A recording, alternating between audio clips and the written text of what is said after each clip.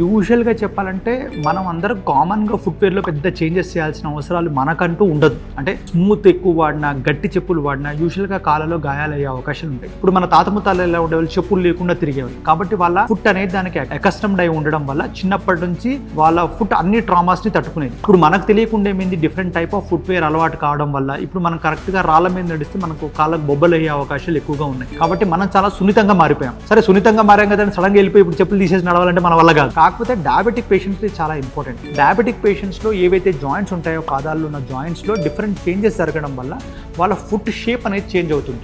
అంటే వాళ్ళ క్లా ఫుట్ అని, రాకర్ బాటమ్ ఫుట్ అని, హ్యామర్ టోస్ అని ఇలా డిఫరెంట్ షేప్స్లోకి వెళ్ళిపోతుంది.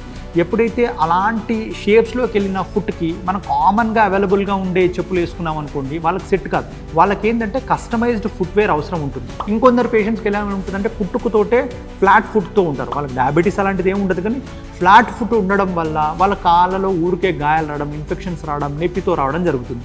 అలాంటి పేషెంట్స్ కూడా ఇలాంటి కస్టమైజ్డ్ ఫుట్వేర్ అనేది చాలా ఉపయోగకరం.